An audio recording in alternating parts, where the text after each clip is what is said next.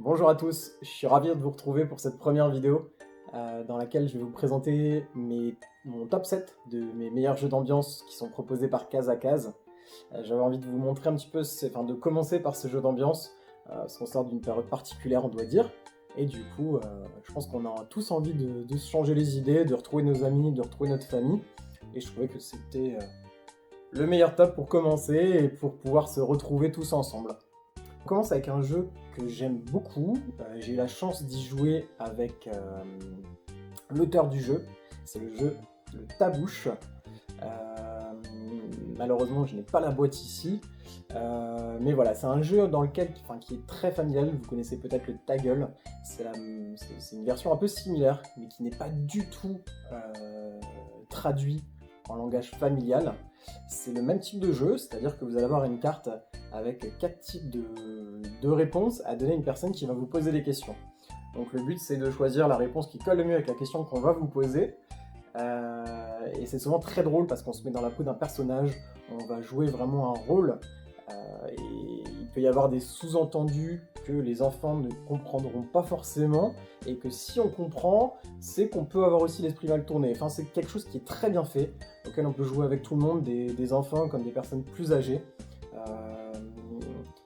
Et la petite subtilité du jeu, en fait, c'est que vous n'allez pas pouvoir réutiliser la réponse que vous avez déjà donnée.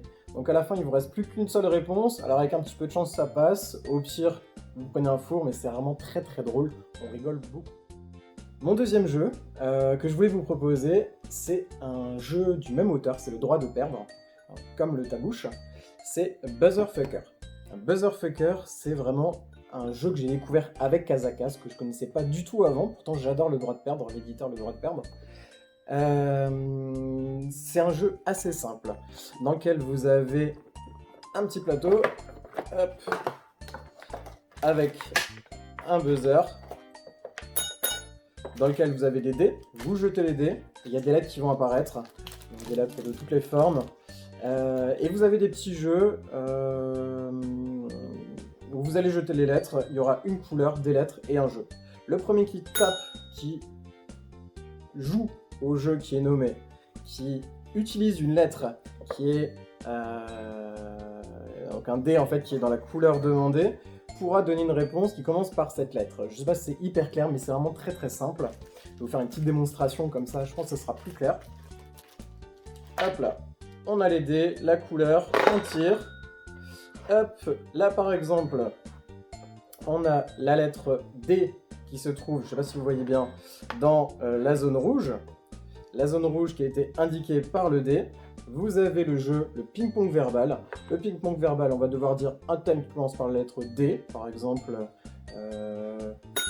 dalmatien. Et ensuite, on va pouvoir utiliser tous les autres dés pour les mettre dans ce thème. Par exemple, L, ça peut être un chien aussi. Donc quelqu'un d'autre peut buzzer et dire labrador. Enfin, c'est un jeu de rapidité qui est vraiment hyper simple. Là, je l'explique en quelques secondes, mais c'est vraiment bien d'y jouer pour essayer de le comprendre. C'est très simple à jouer, ça plaît beaucoup. Ça peut plaire à tous les âges. Moi, personnellement, j'aime bien sortir avec des personnes qui connaissent pas trop les jeux ou qui n'ont pas trop joué à des jeux comme ceux proposés par la Case à Case. Et ça plaît vraiment beaucoup. Il y a personne qui... Enfin, toutes les personnes à qui j'ai présenté le jeu l'ont vraiment apprécié. Donc voilà, vraiment un jeu à essayer, ça s'appelle Buzzerfucker, c'est très simple, ça fait beaucoup marrer, on rigole beaucoup, ça permet d'apprendre à se connaître, c'est un petit jeu d'apéro hyper sympa qu'on peut sortir voilà, dès qu'on invite des amis, on peut jouer jusqu'à beaucoup, de 3 à 8 joueurs. Donc voilà. Ensuite, en 5ème position, un jeu que j'ai connu, un de mes premiers jeux que j'ai connu en fait, c'est Duplique. Duplique, c'est un petit jeu hyper sympa. On a souvent, c'est un jeu de dessin. C'est des jeux qui peuvent un peu ennuyer parce qu'on a déjà beaucoup joué au Pictionary par exemple, mais là c'est vraiment revisité. Même si on ne sait pas dessiner, on peut jouer à Duplique. Je vous explique aussi rapidement. Vous avez un petit cache rouge et vous avez des cartes sur lesquelles il y a des petits dessins, comme là. Quelqu'un va devoir décrire ce qu'il voit sur l'image. Donc il va devoir décrire. Donc là, par exemple, il peut dire qu'il voit 4 petits biscuits, donc c'est comme des petits biscuits. En haut, à gauche, il peut dire que c'est un petit biscuit, c'est un garçon, il a 2 pieds, 2 jambes, etc. Il a un sablier d'1 minute, il me semble, pour décrire l'image. Ensuite, donc voilà, il va décrire l'image dans le plus de détails possible. Tout le monde va dessiner. Encore une fois, c'est pas essentiel de savoir dessiner, parce que l'important, ça sera d'avoir bien mis sur son dessin les éléments qui seront définis ici. Si la personne a bien décrit le dessin, elle va gagner des points, et les personnes qui auront bien écouté la personne qui a décrit le dessin auront également des points par rapport à ces critères. Donc voilà, très sympa du Duplique. Je vous le conseille parce que pareil, on peut tous y jouer, enfants, grands-parents, parents, tout le monde peut jouer à Duplique, donc c'est vraiment hyper sympa. En 4ème position, j'ai décidé de mettre le jeu le loup-garou, mais attention, pas n'importe quel loup-garou, c'est le loup-garou pour une nuit. Alors c'est pas le même éditeur, là c'est Ravensburger qui l'a fait, et vraiment pour moi, c'est vraiment plus dans l'enquête. Loup-garou pour une nuit, pour ceux qui connaissent le loup-garou classique, on est autour d'une table, voilà, on est en cercle, chacun aura un rôle, des personnes seront des loups-garous, d'autres personnes des villageois avec des rôles particuliers comme la petite fille, la voyante, etc. Donc des rôles particuliers, il y a des nuits où les gens vont fermer les yeux, les personnes qui jouent, les joueurs vont fermer les yeux, il y a un narrateur qui va un petit peu expliquer ce qui se passe, donc il y a une personne qui ne va pas pouvoir jouer au loup-garou. Chacun à son tour, du coup, les personnes vont se réveiller dans la nuit et agir selon leur rôle qui aura été défini, donc on aura expliqué avant la partie. Et à la fin d'une nuit, du coup, les loups-garous vont décider ensemble de tuer une personne. Cette personne mourra, et du coup, pour le reste de la partie, devra regarder les autres jouer. C'est pas le cas du tout pour le loup-garou pour une nuit. Dans le loup-garou pour une nuit, comme son nom l'indique, c'est juste une nuit. Donc chacun va avoir un rôle au début de la partie, pas besoin de narrateur, parce qu'il y a une application qui va être utilisée pour narrer justement l'histoire. Ce qui est intéressant, c'est que pendant la partie, les rôles vont pouvoir s'échanger. Il y a des rôles qui vont pouvoir s'échanger. Il y aura 3 rôles aussi au milieu de la table, donc qui ne seront pas utilisés, qui vont pouvoir apparaître dans le jeu. Et donc le but, à la fin, ça va être de se donner un temps donné à la fin de cette nuit et d'essayer de comprendre ce qui s'est passé. Parce que le loup-garou, qui était loup-garou au début de la partie, n'est pas forcément loup-garou à la fin de la partie. Donc on va devoir essayer de se... Voilà, qu'est-ce que t'étais toi comme rôle ? Moi j'étais ça, ok. Qu'est-ce que t'as fait alors si t'étais ce personnage ? J'ai changé ma carte avec une du milieu. Donc on peut mentir, on peut tricher, c'est hyper intéressant. Et il y a souvent, à la fin, quand on découvre qui est qui, c'est souvent très étonnant, et du coup, ce qu'on pensait être la vérité, ce qu'on pensait s'être dit, ne l'est pas du tout. Donc très intéressant, loup-garou pour une nuit, tout le monde peut jouer par rapport au loup-garou classique. On arrive dans mon top 3 de mes jeux préférés, et j'ai un autre jeu que j'ai découvert grâce à Case aussi. Je connaissais déjà Detective Club, qui est un peu dans la même veine, c'est When I Dream. When I Dream, vous avez également des rôles, un peu comme le loup-garou, mais c'est un peu plus familial, j'ai envie de dire.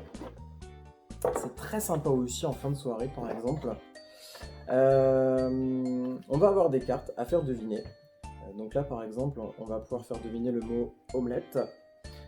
Donc il y aura un joueur qui aura les yeux bandés. Et il va devoir écouter des mots indices des personnes qui sont autour de lui.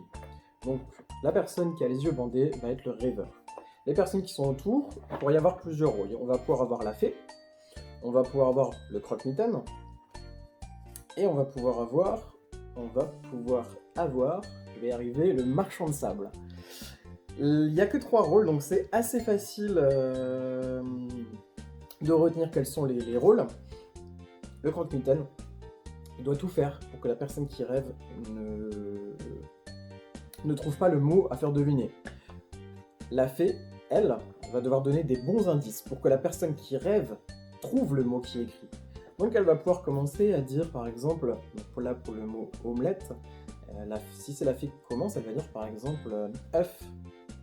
Et le croque-mitaine, il va pouvoir dire par exemple chandeleur, par exemple. Donc il va utiliser son mot pour faire croire que ce n'est pas un méchant, mais pour essayer de mener le rêveur à un autre mot indice. Donc voilà, donc on va faire un tour de... Enfin, tout le monde va dire un mot jusqu'à ce que le rêveur dise le mot qui est à deviner. Ça va d'un côté ou ça va de l'autre, bon ou mauvais. À la fin de ce tour, le rêveur doit essayer de dire tous les mots qu'il aurait trouvés pour gagner des points bonus. Enfin, c'est assez malin. Et le marchand de sable, du coup, c'est vrai que je ne l'ai pas expliqué, c'est quelqu'un qui va devoir essayer d'équilibrer les mauvaises réponses et les bonnes réponses. Donc même si le rêveur arrive à trouver qui est le croque-mitaine, le marchand de sable va essayer de se dissimuler parce qu'il va donner des fois des bonnes réponses et des fois il va donner des mauvaises réponses pour essayer d'équilibrer l'état. Et pour que le rêveur trouve autant de mauvaises réponses que de bonnes réponses. Enfin, hyper intéressant. C'est vraiment à essayer parce que c'est très sympa. Pareil, tout le monde peut y jouer. On peut jouer très jeune.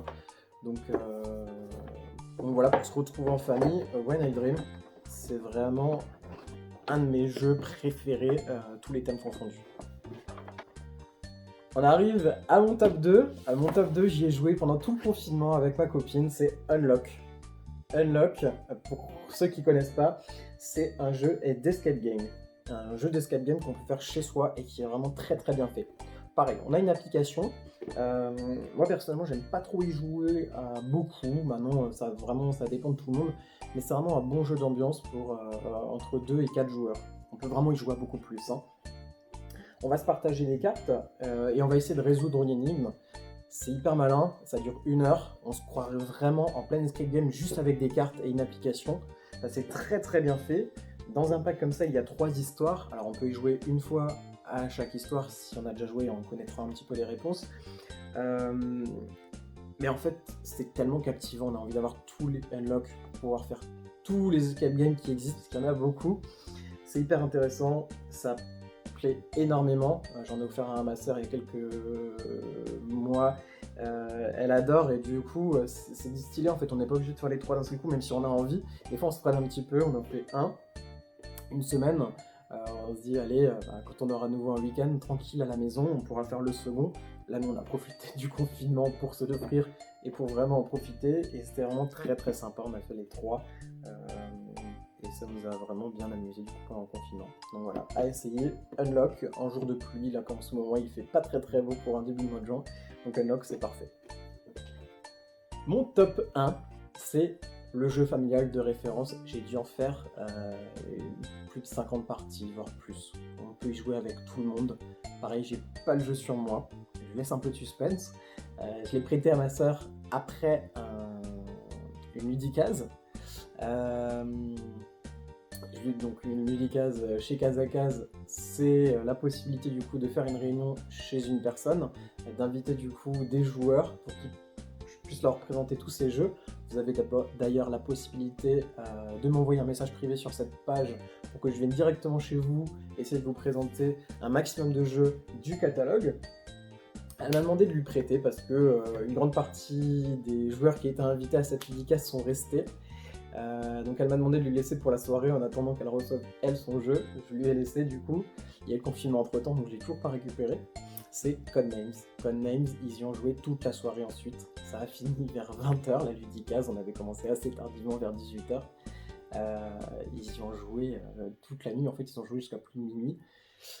Codenames, je vous mettrai quelques images dans la vidéo. C'est hyper simple en fait. Vous avez des cartes devant vous. Il y a une personne qui va devoir faire deviner un mot par rapport à un schéma qu'il aura devant lui, ou plusieurs mots à son... Enfin, il va devoir faire deviner plusieurs mots à son équipe, je vais y arriver. Et donc, il va essayer de devoir trouver des combinaisons. Par exemple, pour...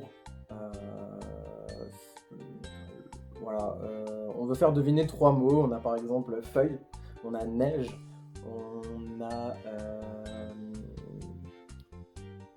papier.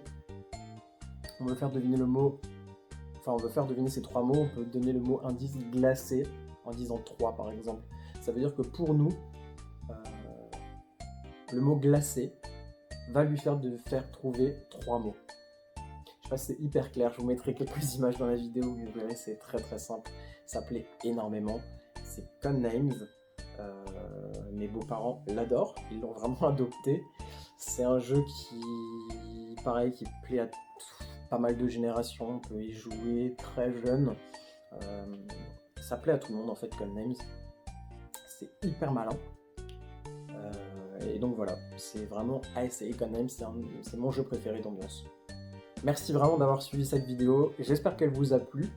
Il y en aura plein d'autres, je l'espère. J'essaierai vraiment d'alimenter au maximum cette page avec tout type de thèmes comme des jeux euh, des jeux pour les experts, des jeux pour les enfants, il y a des jeux pour les personnes qui sont plus stratégiques. Donc voilà, il y a vraiment toute une flopée de jeux différents. Là, je vous ai présenté 7 jeux d'ambiance qui sont vraiment mes jeux préférés, qui sont présentés dans le catalogue case à case, que vous retrouverez du coup dans la description du lien. Je vous mettrai le lien du catalogue, comme ça vous pourrez feuilleter un petit peu. N'hésitez pas à mettre dans les commentaires un petit peu vos jeux préférés à vous, vos jeux d'ambiance préférés, me dire si vous avez déjà joué à un des 7 jeux que je vous ai présentés et me donner un peu votre expérience à vous, comment vous trouvez ces jeux. Je vous retrouve très bientôt, et donc soit en Ludicase, soit sur cette page, et je vous souhaite encore une très bonne semaine.